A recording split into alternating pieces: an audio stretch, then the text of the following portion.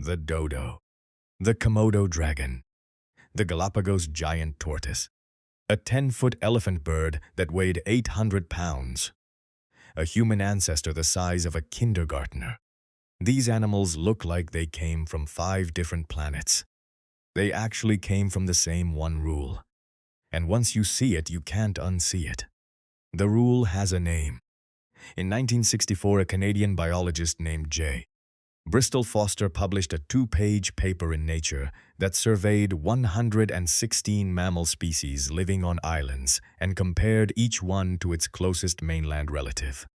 The data fell into a pattern so clean it was almost embarrassing. Small mammals on islands tended to grow larger than their mainland cousins. Large mammals on islands tended to shrink. Rodents got bigger. Elephants got smaller. The same piece of land over a long enough time was bending its inhabitants toward the middle. The pattern became known as Foster's rule, or the island rule, and it has been holding up for 60 years across mammals, reptiles, birds, and the occasional human lineage. The reasons behind it are simple once you see the mechanism. The consequences are some of the strangest animals that have ever existed. Start with the giants. The giants are the easiest part of the story to see. The Komodo dragon is a 10-foot lizard that hunts water buffalo on a chain of small Indonesian islands. It is the largest living lizard on Earth, weighing up to 150 pounds, with a venomous bite and a tail strong enough to break a deer's spine.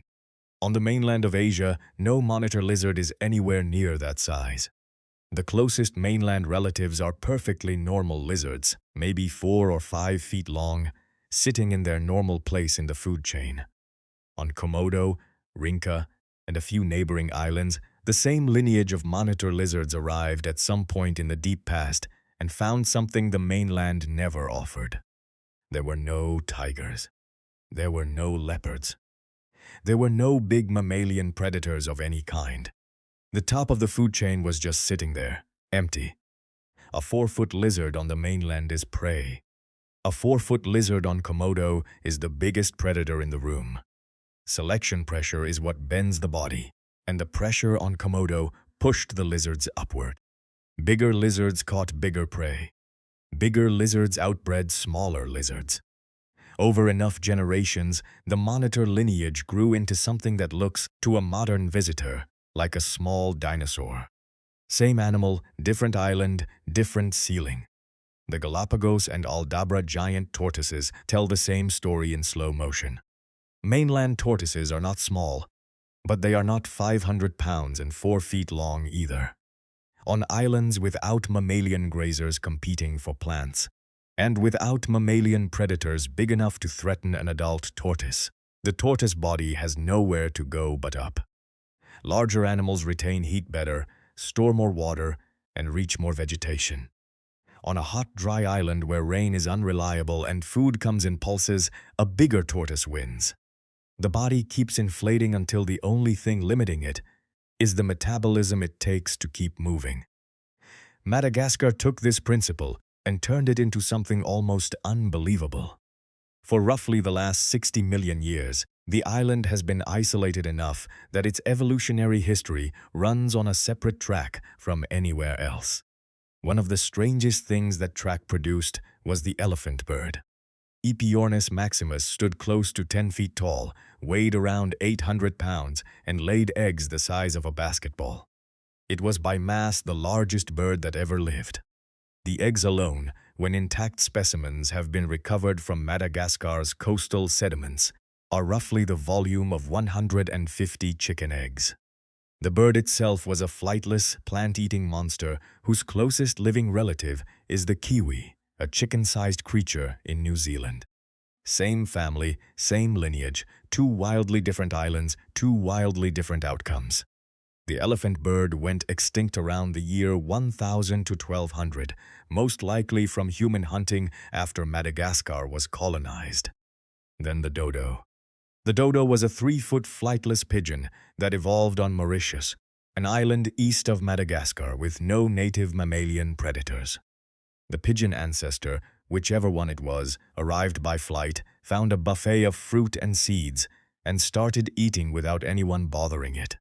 Wings, in that environment, were an expensive thing to keep, so they shrank.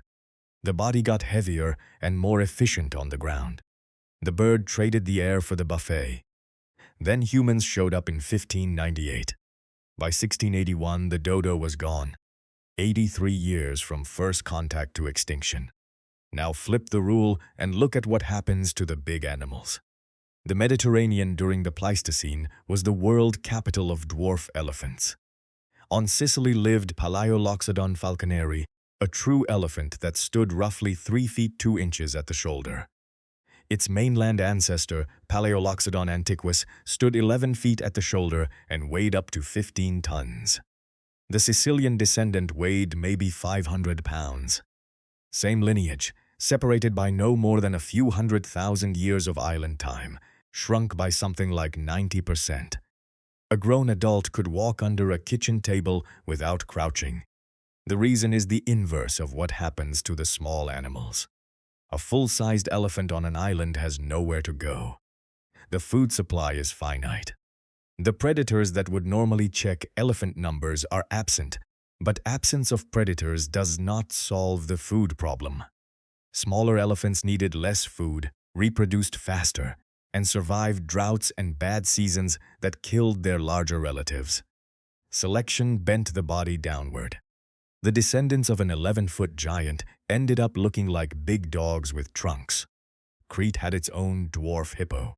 Cyprus had its own dwarf elephants. Malta had dwarfs of both. Pretty much every isolated Mediterranean island that had elephants or hippos at some point in the Pleistocene ended up with miniature versions, and pretty much every one of those miniature versions went extinct when humans arrived. The pattern is so consistent that paleontologists treat the presence of a dwarf elephant in Mediterranean cave sediments as a kind of diagnostic for an island that was isolated long enough for the rule to do its work. If you are enjoying this little island of evolutionary weirdness as much as I am, hit subscribe. More stories like this on the channel every week. The strangest example of all might be a human one.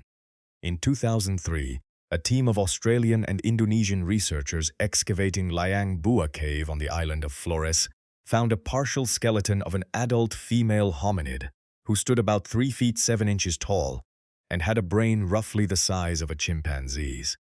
They named the species Homo floresiensis. The popular name became the Hobbit.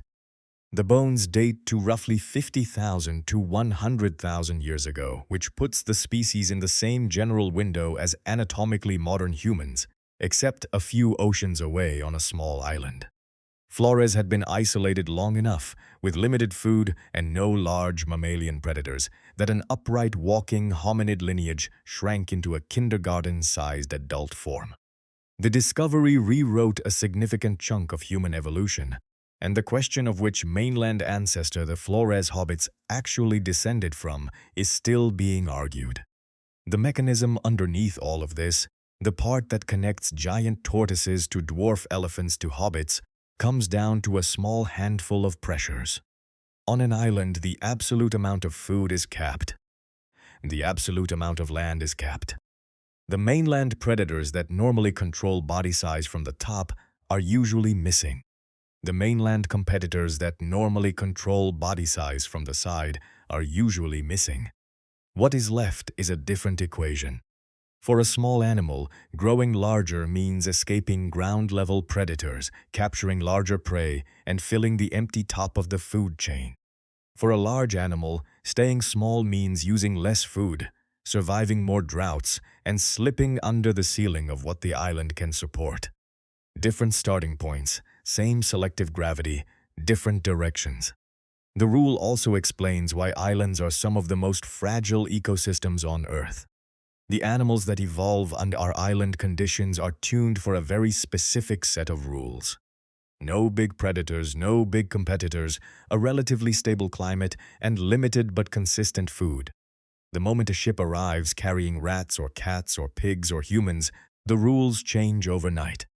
The dodo had no defensive instinct because nothing on Mauritius had ever needed to eat it.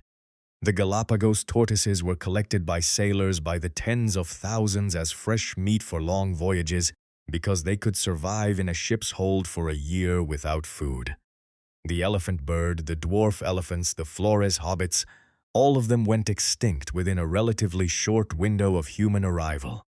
An animal that has spent 1,000,000 years optimized for an empty top of the food chain cannot adapt in a decade to a world that suddenly has people in it. Foster's original 1964 paper did not predict the human example, or the elephant bird example, or the Komodo dragon example. He was looking at 116 mammal species and noticing a pattern. The pattern turned out to be much bigger than mammals. It applied to lizards on Komodo, birds on Madagascar and Mauritius, hippos on Crete, and a hominid on Flores. It applied across the whole vertebrate world. Every time a population got stranded on a piece of land small enough to enforce its own rules. What you have, taken together, is a planet covered in islands that work like miniature laboratories. Each one starts with whatever showed up by accident: a few drifting seeds, a pregnant lizard washed in on a log, a flock of birds blown off course. Each one runs that starting population for hundreds of thousands or millions of years, against a different set of pressures than the mainland. And each one produces animals that look, to a visitor, like they came from somewhere else entirely. 10-foot lizards, 800-pound birds, 500-pound elephants, hobbits. They came from here. The rule that built them is the same one Foster wrote down in 2 pages of Nature in 1964. Small things grow. Big things shrink. The island in the long run runs the show. If you found this fun, there are more stories like this on the channel. See you in the next video.